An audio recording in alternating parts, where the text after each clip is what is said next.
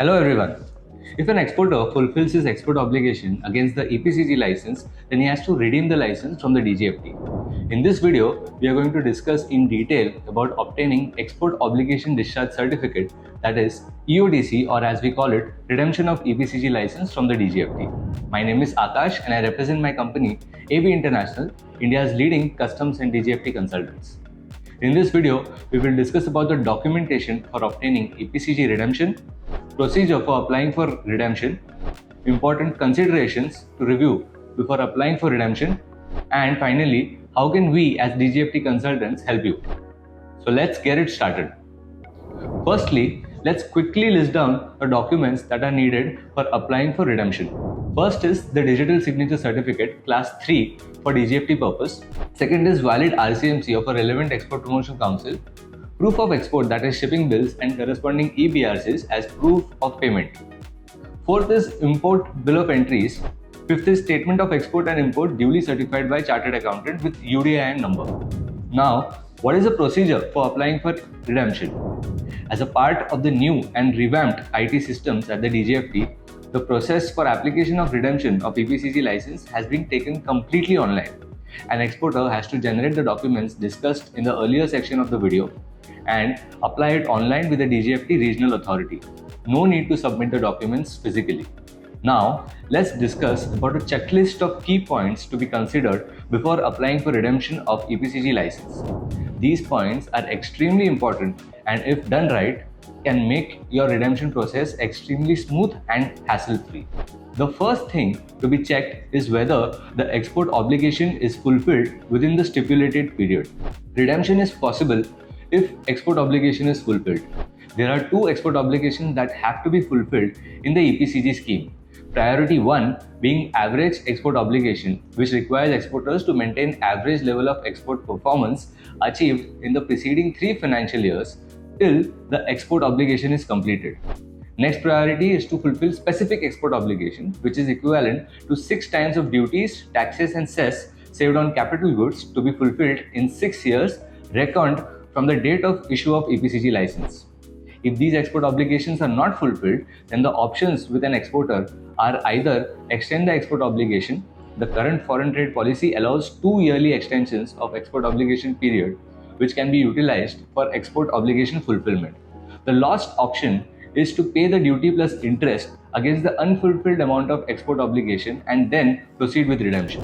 What if the specific export obligation is complete, but average export obligation is incomplete? As discussed previously, completing average export obligation is priority 1 and then comes specific export obligation.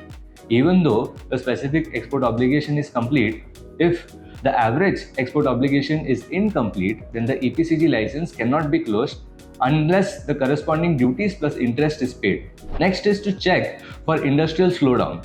In cases where the total exports of a specific industrial sector have decreased by more than 5% compared to the previous year, the average export obligation for the current year will be adjusted accordingly to offer relief to the exporters.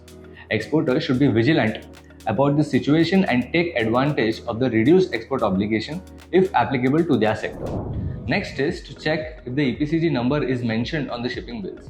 If the EPCG number is not mentioned on the shipping bills, then an exporter should follow the PC7 provision, that is, Policy Circular Number 7 procedure of submitting an affidavit and indemnity bond to obtain closure of the license.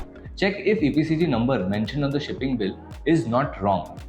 If the EPCG license number mentioned on the shipping bill corresponds to a previous EPCG license or any license other than the intended one, the exporter has two options. They can either follow the PC7 provisions, that is the Policy Circular 7 provisions, or approach the Customs Authority for a shipping bill amendment. Ensure there are no repetitions in shipping bills. Shipping bills utilized to fulfill the average export obligation cannot be utilized for fulfilling the specific export obligation. Additionally, a shipping bill used to fulfill the export obligation under one EPCG license cannot be reused for fulfilling the export obligation under another license. It is crucial to avoid such instances to prevent any issues when closing the license. However, it is permissible to repeat shipping bills for export obligation fulfillment of both EPCG and advance license. Next is to check if the block-wise export obligation is complete. An EPCG license holder should fulfill his specific export obligation over the prescribed block period. As per the chart on your screen, 50% export obligation should be completed between first to fourth year, which is first block, and the rest of the 50% should be completed between fifth and the sixth year, which is the second block. In case if block-wise export target is not met, then the EPCG holder can pay the corresponding duties plus interest within 3 months from the expiry of the block, or pay the necessary composition fee to extend the block. Check if the installation certificate was submitted within the stipulated time. The installation certificate must be submitted within 6 months from the import of capital goods. If the EPCG holder fails to meet this deadline, then they must submit the installation certificate along with the payment of Rs 5,000 within 12 months. After this 12-month period, the installation certificate should be submitted with a payment of Rs 10,000.